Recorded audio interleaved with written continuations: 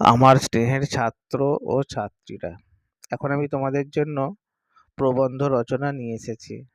অতি গুরুত্বপূর্ণ প্রবন্ধ রচনা, এপিজে আব্দুল কালাম। তোমাদের জানিয়ে রাখি, চ্যানেলে নতুন হয়ে থাকলে অবশ্যই চ্যানেলটিকে সাবস্ক্রাইব করে নিও। এই জাতীয় অনেক রচনা এবং বাংলা বিষয়ের ভিডিও তোমরা পেতে চাইলে কমেন্ট করে জানিও। কোন পাঠ্যাংশের উত্তর বা সাজেশন পেতে চাও কমেন্টে জানিও। চেষ্টা করব তোমাদের আবদার রাখতে। ভালো লাগলে অবশ্যই কমেন্ট করে জানিও। এপিজে আব্দুল কালাম। ভূমিকা: তামিলনাড়ুর সাধারণ পরিবার থেকে ভারতীয় জাতীয় জীবনের শীর্ষে পৌঁছে গিয়েছিলেন মিসাইল ম্যান। শিক্ষক ও প্রাক্তন রাষ্ট্রপতি এপিজে আব্দুল কালাম। তার জীবনটাই যেন স্বপ্নের উড়ান। যে স্বপ্ন দেশময় ছড়িয়ে দিয়ে 27শে জুলাই 2015 সন্ধ্যা 6টা নাগাদ শিলংয়ে ইন্ডিয়ান ইনস্টিটিউট অব ম্যানেজমেন্টের এক মঞ্চে বক্তব্য পেশ করতে গিয়ে ম্যাসিভ কার্ডিয়াক অ্যারেস্টে তিনি দেশবাসীর কাছ থেকে বিদায় নিয়েছেন। সেই সঙ্গে তার স্বপ্নের উড়ান থেমে যায়। যে স্বপ্ন তিনি দেশবাসীকে দেখিয়েছিলেন, সেই স্বপ্নদ্রষ্টার এই হঠাৎ চলে যাওয়া দেশবাসীর কাছে বড়ই বেদনার। ব্যক্তিত্বের বিকাশ: আব্দুল পাকির জয়নাল উদ্দিন আব্দুল কালাম, সংক্ষেপে এপিজে আব্দুল কালাম, তামিলনাড়ুর তিট্টাকুন্টির সন্তান। বাবার সঙ্গে প্রথম জীবনে তিনি যেতেন দরিয়ায় মাছ ধরতে। ধনুষ্কটি রামেশ্বরমের ঘাটে নৌকা নিয়ে বাবার সাথে দূর সমুদ্রে যেতেন। কালাম তখন তাকিয়ে থাকতেন আকাশের দিকে, যেখানে সমুদ্র ও আকাশ মিশে গিয়েছে, যেখানে ছোট ছোট বিন্দুর মতো ভেসে থাকা পাখির দল স্বচ্ছন্দে উড়ত। আর একদৃষ্টে সেদিকে তাকিয়ে ছোট্ট কালাম স্বপ্ন দেখত সেও একদিন ওই পাখিদের মতো উড়ে বেড়াবে আকাশে। ছোটবেলা থেকেই তিনি ছিলেন অদ্ভুত প্রকৃতির, কেননা কুয়োর জলে ঢিল ফেলে আপন মনে তিনি হাসতেন। জিজ্ঞেস করলে বলতেন জলের ঢেউ দেখতে তাঁর ভালো লাগে।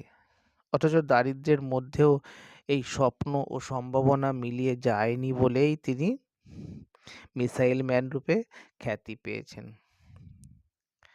পটভূমি ও সম্ভাবনা: গরিব জেলে পরিবারের সন্তান হলেও দারিদ্র্যের সঙ্গে লড়াই করে বড় হলেও তাঁর স্বপ্ন ও সম্ভাবনার আকাঙ্ক্ষাকে তিনি চিরকালই বহন করে নিয়ে চলেছেন। কেননা খবর কাগজ বিক্রয় করে যিনি তিরুচির সেন্ট জোসেফ কলেজ থেকে পাশ করেছেন, তিনি আবার ইঞ্জিনিয়ারিং পড়তে চান। সাধ থাকলেও সাধ্য যে নেই তা তিনি বোঝেন না। এই অবস্থায় কালামের বোন এসে উপস্থিত হয় মুশকিল আসানের মতো। তার বোন নিজের গয়না বিক্রি করে প্রথম ইঞ্জিনিয়ারিং পড়ার খরচাটি তুলে দেন কালামের হাতে। চারিত্রিক বৈশিষ্ট্য: রাষ্ট্রপতি পদে বৃত হয়েছেন সেই কালাম আগাগোড়াই ছিলেন ভালো মানুষ। কপালে ঝুলে পড়া চুল, সরল হাসি, সাধারণ জামাকাপড়, অতি সাধারণ জীবনযাত্রা তাঁর। তবে বলা যেতে পারে ভারতীয় আদর্শের সিম্পল লিভিং, হাই থিঙ্কিং এর ধাঁচে গড়া মানুষ। মুসলিম হলেও গীতা বিলাসী, নিরামিষাশী এবং কৌমার্য ব্রতধারী। গরিব বাড়ির সন্তান হলেও তিনি যথেষ্ট মেধাবী, বিনয়ী, ভদ্র, এমনকি ভারতরত্ন উপাধিও পেয়েছেন। একাধারে বিজ্ঞানী, প্রযুক্তিবিদ ও মারণাস্ত্রের জন্মদাতা। নিজে নভশ্চর হননি, কিন্তু তাঁর অগ্নি, পৃথ্বী, ত্রিশূল গত কয়েক বছরে একের পর এক উড়ে গেছে আকাশে, ভয়ঙ্করভাবে আছড়ে পড়েছে প্রতিবেশী শত্রুর যাবতীয় আত্মবিশ্বাসের গোড়ায়। আর সেই অগ্নিবাণ উড়িয়েই সেদিনের স্বপ্ন দেখা বালক হয়ে উঠেছিলেন মিসাইল ম্যান। মিসাইল ম্যান হয়ে উঠেছিলেন গোটা রাষ্ট্রের নির্ভরতার প্রতীক। অথচ ৪৫ বছর বিরাট সরকারি পদে চাকরির পরেও একটা ফ্ল্যাট কেনেননি। আন্না ইউনিভার্সিটির এক কামরার ঘরটাই তাঁর আস্তানা। দিনে ১৮ ঘন্টা কাজে ব্যস্ত থেকেছেন। অবসর কাটিয়েছেন ভারতীদাসন আর সুব্রমণ্য ভারতীয়ারের কবিতা পড়ে। মাতৃভাষা তামিলে কবিতাও লিখেছেন।